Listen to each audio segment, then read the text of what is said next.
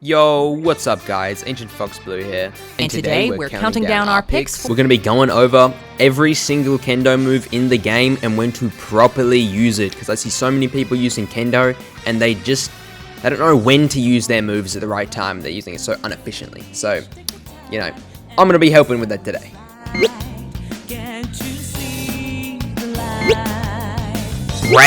Brace is a pretty good move, but it's relatively situational. The only reasons you're going to be using it is if you're a Soul Reaper or Proficiency, because it doesn't stack with Hero and it doesn't stack with Blood. It gives 25 seconds of defense buff. Not sure how much of a defense buff it is, but it is a defense buff and it's probably pretty noticeable. So it's up to you if you want to use it or not. I personally don't use it on my slots, but that doesn't mean you don't have to.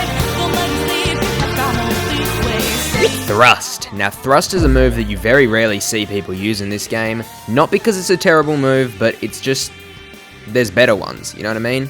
The only people who use Thrust are either people who don't know what they're doing, or people who know a little bit too much what they're doing and are trying to think a bit too far ahead.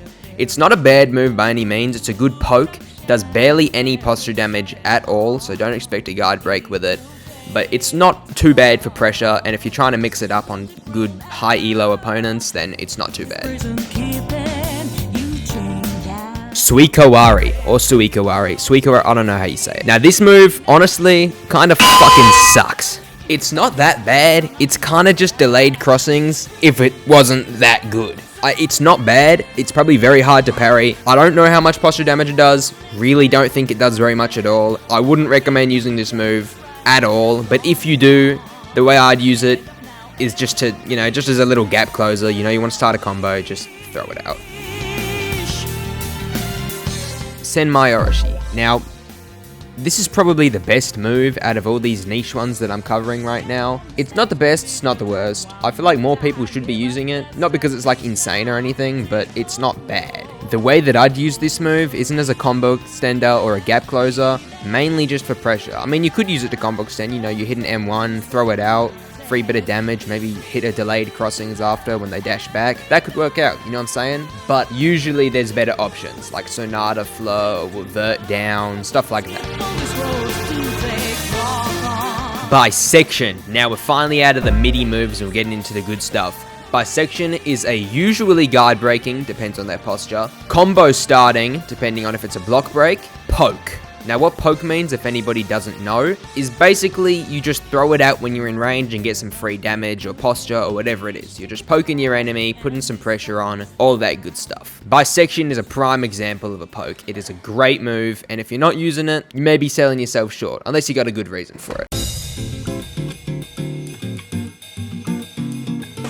Rising Swallow. Now this is personally one of my favorite moves in the game, and it's just so satisfying to hit, you know what I'm saying? There is so many ways to land this move, but the absolute most consistent way that you'll get the most damage out of every single time you block break somebody, you walk up to them and use Rising Swallow. Why?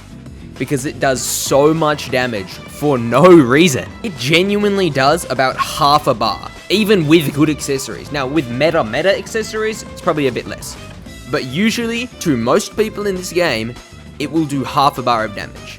That's pretty crazy for one skill. Now, other ways you can land this: Flower Passage Feint into Rising Swallow, or M1 Rising Swallow. Dash over to them, Rising Swallow. Any move that has a true combo into something, use that, Rising Swallow.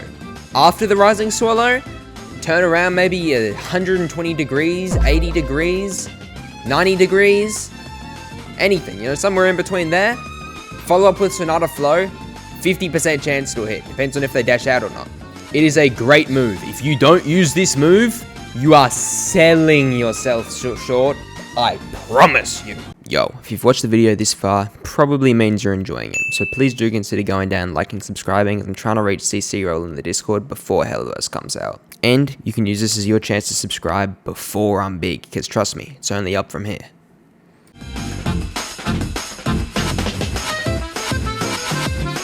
Vert Down Split Gate. Now I'm combining these both into one segment because let's be real, they're pretty much the same move. By themselves, they will do absolutely jack all damage. They will do practically nothing. But when you use it with each other in quick succession, or not that quick, you maybe have like 5 seconds-ish, maybe a little bit longer, it will activate something called True Pierce. Now you can easily hit this in your matches. A lot of people struggle with it. M1, vert down. They'll probably block break, then split gate. It's really that simple. Now if they don't, after you hit the vert down, do not try and instantly split gate. Dash around a little bit, maybe delayed crossings, and then probably a split gate. You have a higher chance of hitting it, because if they don't block the split gate after a vert down, which they didn't get block broken from, they're brain dead.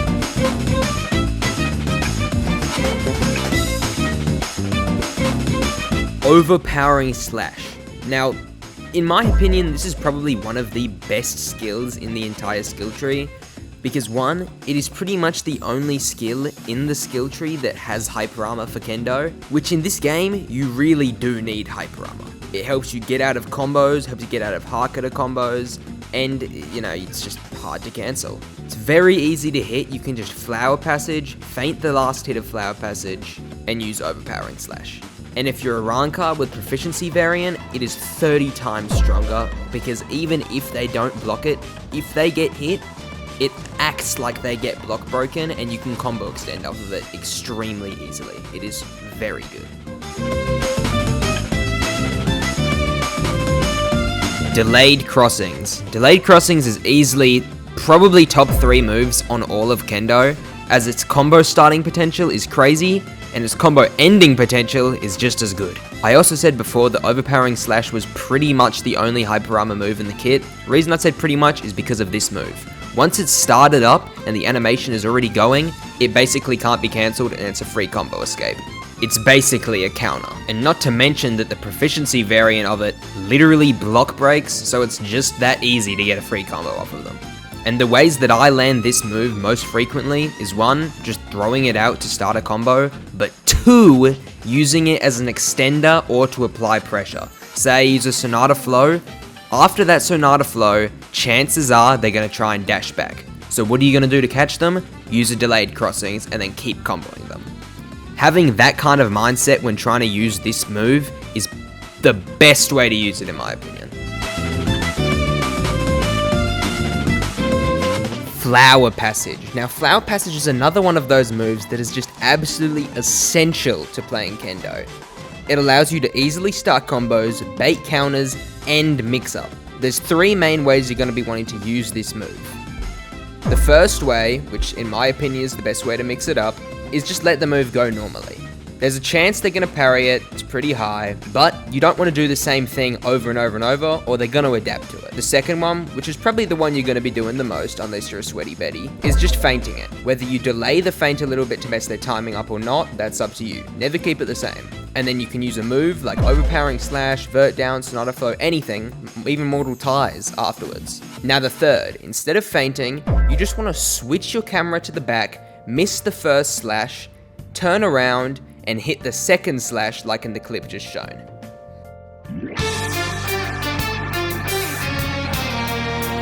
Pressure Shift. Pressure Shift is a hybrid counter between Kendo and Speed. When landed, it ragdolls the enemy for a short amount of time, which sometimes you can combo extend off of if your move is quick enough. Some easy things to counter with this counter would be stuff like Flower Passage, Pulse, Clavier, and Spectre Step to name a few. Flowing Petals is one of Kendo's few gap closers. It's a great move, but it can honestly put you at a disadvantage if you use it against the wrong people at the wrong time. If it gets parried, it stuns you immensely and people can punish you for it like crazy. But if it doesn't get parried and you land that second hit, I'd recommend holding onto it for as long as possible. Keep applying the pressure with your moves, your M1s, your crits, whatever, but save onto that second part for as long as possible. Once the pressure starts to get off and they run away a little bit, then use it. Use it, and then you continue comboing them. Do not let them breathe. You know what I'm saying? Mortal Ties. Now, me personally, I love Mortal Ties, so I might talk about it for a little bit. Thanks to the Numera Sama having a requirement of 50 Kendo, a lot more people are starting to use Mortal Ties, and I feel like a lot more people are starting to realize that it's actually a lot better than people used to think. It used to cancel flash step. When you were in Mortal Ties, you never used to be able to flash step, but they removed that, and then a lot of people hopped off of Mortal Ties. Without realizing, it was still really good. Now it's better depending on if you have a build specifically catering towards it. For example, I had an extremely broken build back in the day where I used to use Mortal Ties into Death Dealing G, the little floor goop, into Sank Zwinger. And that was probably one of the most busted combos in the game to date. So if you know what you're doing with Mortal Ties and you can really think about it and come up with something with your build, or come up with just a build in general that will work with it, trust me, it will be one of your most powerful tools. And as for how you're going to hit it, usually I just hit it when my opponents are least expecting it, or I wait until I think my opponent's about to unblock after doing a barrage of attacks, and then it will usually hit them. Which could be something like Eviscerate, Sonata Flow, and then I'll try and hit a Mortal Ties, because usually they're going to try and dash back instead of blocking, because they know they'll just get block broken if they hold F. But instead, they get hit with a Mortal Ties. Having that kind of mindset with Mortal Ties is how you're going to hit it most of the time. Eviscerate. Eviscerate is one of the best moves to start a combo in Type Soul. Wait. Let me just chill. Oh no, leftover slice of pizza. One of the best combo starting moves in Type Soul. It's one of those kind of moves you can just kind of throw out at any time and get a quick little combo off of it. Whether you use Eviscerate straight into Overpowering Slash, or Sonata Flow. Anything really works. It's never really gonna be a true combo, but it's just a bit of cheeky damage, you know what I mean? If they parry it, you know, it's pretty easy to parry, it's gonna happen, so just be wary of that. If they block it, free posture damage, you know what I mean? Just keep applying pressure until it breaks, get a free Rising Swallow off of them. But other than that, really just spam the move to your heart's content. That's what it's best for. But also keep in mind the proficiency variant is very fast and extremely hard to react to, so keep that in mind if you're running it.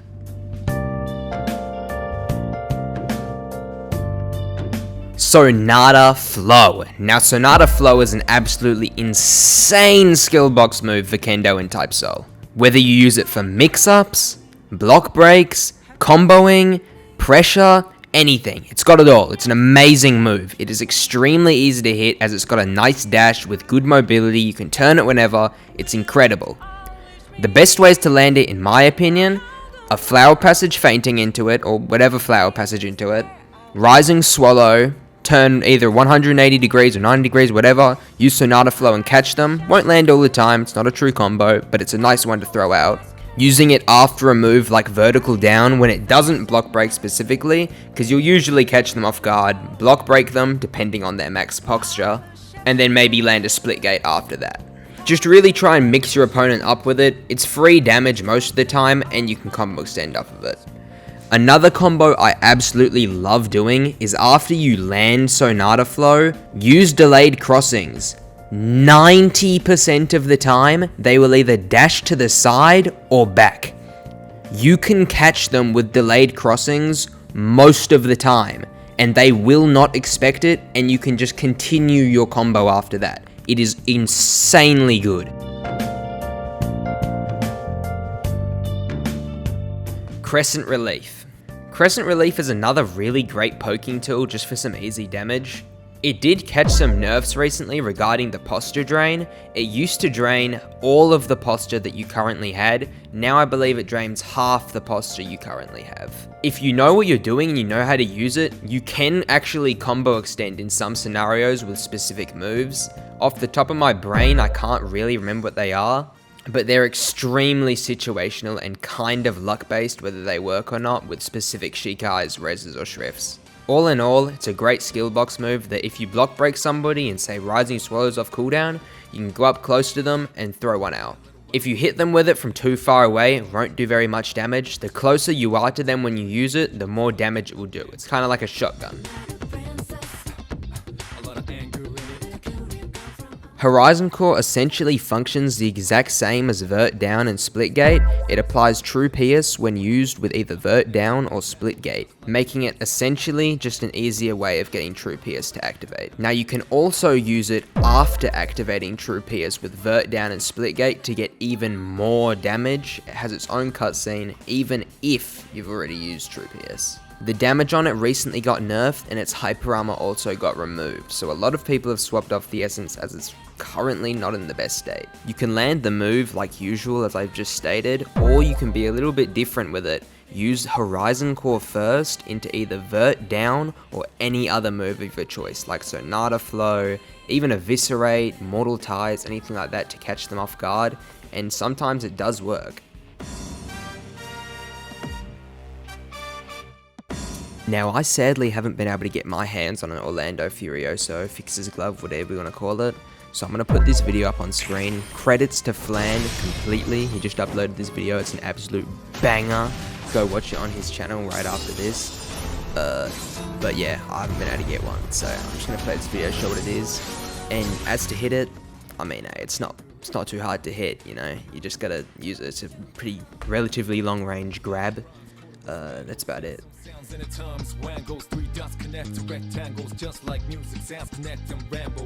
I again haven't been able to get my hands on a white dust either. Hey, I've been slacking a little bit, alright, that's my bad. But credits to Nano Prodigy. You know, his video was fire on the white dust, make sure you go check that out. The move itself is just a simple counter, but it does ragdoll for a while, but you do get put quite far away from your enemy. So if you have a move that can catch up to them quite quickly, whether it be a Shikai Res, Shrift, whatever, anything that can kind of just like quickly get to them, you'll probably be able to confirm a move off of it, so keep that in mind. If you found this video helpful in any way, shape or form, please do consider liking and subscribing. I'm trying to reach CC role in the Discord before Hellverse. I'm nearly halfway there. Actually, I'm probably about halfway there now, you know what I'm saying? So, hey, be there or be square, man. I'm going to be up. May as well subscribe while I'm still small.